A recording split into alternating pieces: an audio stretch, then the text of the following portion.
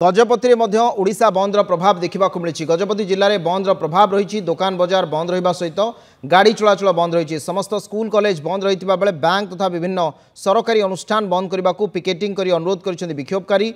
एने आंदोलनकारी सहित अधिक आलोचना कर गजपति प्रतिनिधि सरोज बीरा। बालेश्वर छात्री मृत्यु मामलें सारा राज्य में आज बंद डाकरा देती कांग्रेस।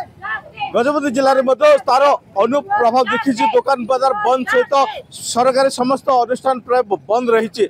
पिकेटिंग करी लोक को बंद बंद रे सामिल कर कांग्रेस कर्मी। आसतु सीधा सड़क आलोचना करवा कौन रही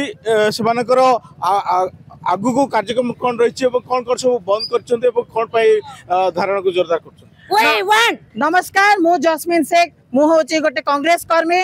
आज सारा ओडिशा रे महिला को न्याय मागिबा पाई, महिला सुरक्षा पाई, महिलार अधिकार पाई ओडिशा बंद करा जायछि। आपण माने देखुतेबे एफएम कॉलेज रो जो झियो से तो अन्याय घटिछि। एडा आत्महत्या ने हत्याकांड। आपण माने जानिथिबे 6 मास हैला से झियो को निर्यातना दिया जाउतला, तार चरित्र संहार कराउतला। कोनोसी एमपी, कोनोसी विधायक, कोनोसी सरकारी अधिकारी ताको पछरे पड़िले नाही। अध्यापक स्वयं ताको तार संहार करचंती, तार चरित्र को संहार करचंती। ताको अन्याय घटिछि, ताको न्याय जगया पाई आज आमे राजरास्ता रे ओल्लेइछो। ओडिशा सरकार, ए राज्य सरकार, ये मोहन सरकार जदि हमर दाबी मानि न लेबो आगामी दिन करे निया जळिबो, रास्ता सड़क रे आंदोलन करा जिवो, विप्लव करा जिवो। नारी शक्ति कोन ए सरकार को आमे देखेबो। मोहन सरकार न्याय न मिलिया पर्यंत ए लड़ाई जारी रखिबो कांग्रेस। आगे कोन करबे पाराला शहर रे और गजपति जिल्ला रे बंद देखो ओडिशा रे वर्तमान जो परिस्थिति नारी मानकर सुरक्षा असुरक्षित अच्छा देखो बालेश्वर जो आत्महत्या ना हत्या बोली कह जाए से सरकार ओडिशा रे रहिबार आवश्यक नैतिक अधिकार नहीं।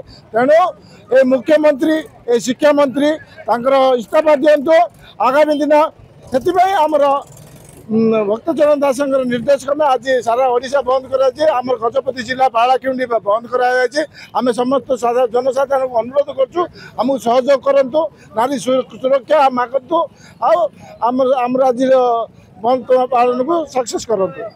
निश्चित भाव देखु गजपति जिला सदर मुख्य पाराखिंडी अखचक बंद अच्छी, दुकान बाजार बंद अच्छी, समस्त सरकारी अनुष्ठान बंद करिछि कांग्रेस। गजपति सरोज बीरा, नंदीघोष टीवी। शुणुले सरोज बीरा प्रतिक्रिया। गजपति बालेश्वर एफएम स्वयंशासित महाविद्यालय छात्री मृत्यु घटना को नहीं कांग्रेस समेत 8टी ट्रेड यूनियन ओडिशा बंद डाकरा देइछन्ति। तार प्रभाव विभिन्न स्थान देखा मिली। भद्रक जिलार बासुदेवपुर अंचल में बंद प्रभाव परिलक्षित होइछि। बासुदेवपुर समस्त दुकान बजार बंद रहिबा सहित गाड़ी मोटर चलाचल बंद रही। बासुदेवपुर अधिक सूचना प्रदान करुछन्ति आम प्रतिनिधि रमाकांत डांगुआ। बालेश्वर स्वयंशासित महाविद्यालय छात्री मृत्यु घटना को नहीं कांग्रेस 12 घंटिया बंद डाकरा देछि। आमे अच्छु बासुदेवपुर एठी अछंती कांग्रेस विधायक दलर उपनेता पचारि बुझा आज जो बंद डाकरा कौन कौन संदेश दौरान।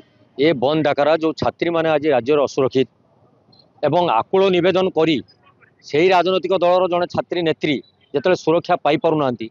ये बर्तमान सरकार बर्तमान प्रश्नवाची सृष्टि होती।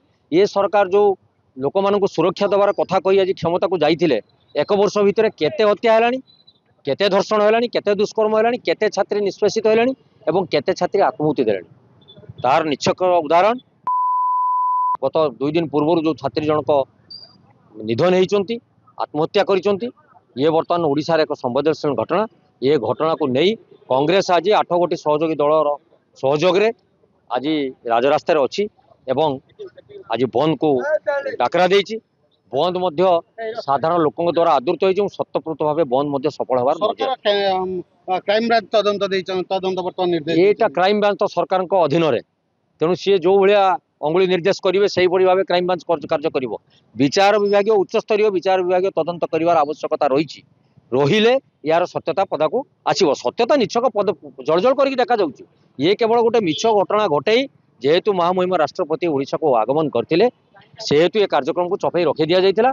जो दिन राष्ट्रपति देखा कर छात्री को आस दिन घोषणा करागला।